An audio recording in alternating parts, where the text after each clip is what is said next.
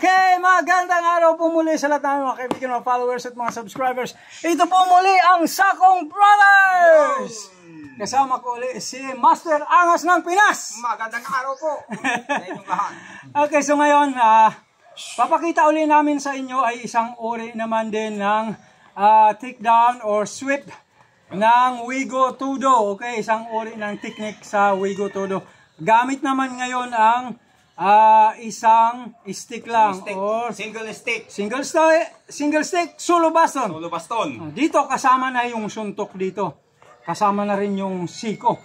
Okay? So isa-isa lang tayo. Napakadami kasi para sa mga nagnanais na sumali o nag-iisip sumali ng Wigo Tudo para mayroon kayong ideya, mayroon kayong pwedeng pag-aralang mga technique kasama ang Sakong Bros. Yun. Alright, so ngayon ito.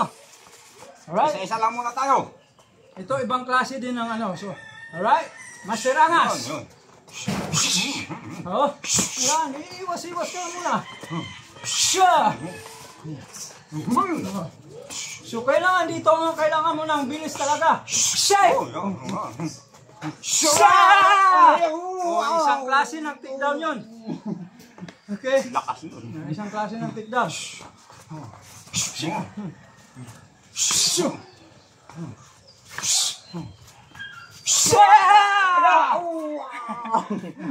Okay, so yun muna. Okay. Alright, ganun din siya, single lang to. Shoot! Shoot! Shoot! Isipin nyo, yun, pwede na yun. Parang kalabaw. So, ganun lang yan. Okay. Parang binangga ka ng toro eh. Oo. Kailangan malakas, mabilis. I-explode talaga kayo. Ito yun, Kung nandito, pag bumalo siya, atras ka muna. Ilag ka muna. Kunin mo muna yung tamang timing. And then, pag umangat siya, yun. Anong ka mag-block? Sabay hakbang nito dito. Ito naman, ibabangga nyo to dyan. Pagbangga niyan, sabay nun. Parang kang binangga ng toro nun. Kailangan matatag yung inyong legs. Na pagka-follow master, sabay hakbang to. Okay. Hakbang, and then doon. Kailangan mabilis kasi pag hindi din nyo makuha. Kasi siyempre gagalaw din yun. Pero kailangan gawin namin to para talaga maintindihan niyo paano gawin. So yan yung block.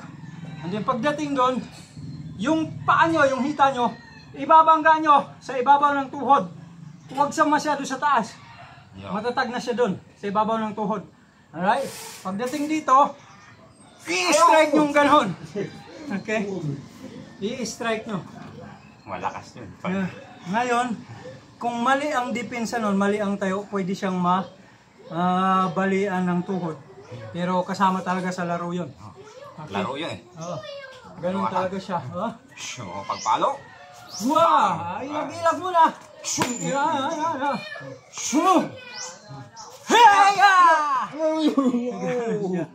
Alright? Malakas nakabuhilo eh. Malakas yun.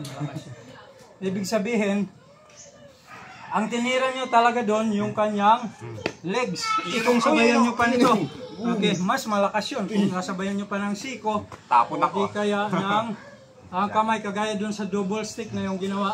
Ganun din, pwede din yun. Alright? Pag hiya! Ito, bam! Pwede din yun. Pero yung ginawa namin una, medyo na iba lang siya. Alright? Iba-iba. Ganun lang.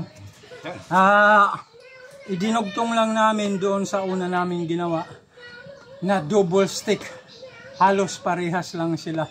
Okay, ang titirahin nyo. Okay, yung ibabaw ng tuhod. Talagang tutupi yun. Lalo na kung sasabayan nyo pa ng siko o di kaya ng extend ng inyong mga kamay. Kasi pwede na sumuntok doon, sumiko. Pwede na sumuntok. Sumipa. Pero isa-isa lang muna ho tayo. Kasi kailangan mabilis kasi pag mabagal kayo, halimbawa pag palo ka brother, bam! Kailangan mabilis nito kasi abutin ka ng suntok doon. Kasi may suntok na rin dito. Abutin ka ng suntok. Kailangan andito ka na. Kailangan pagka-block mo na mabilis siya. Yun, taod na ako. Ganun siya. Yun. Mabilis So pag yung- mabilis ka, hindi na rin makakasuntok. Hindi na makakasuntok. Kasi Madidili siya. madidili. Off balance na siya. Ganyan Kasi siya. dito, nakadikit na. Basta pag nakadikit. Kailangan lang yung pagkaka-execute doon sa technique ay perfect talaga para bagsak si Master Angas. Point na rin yun. Point na Pag rin yun. bumagsak, point. Okay? Bawal ng paluin sa baba. Bawal na. Puntos Okay. na siya. Okay. So yun lang muna yung aming maishishare po sa Wala. inyo sa ngayon. Isa-isa lang po Alright. muna. Maraming salamat. Ito ang Sakong Brothers! Maraming salamat Alright. po.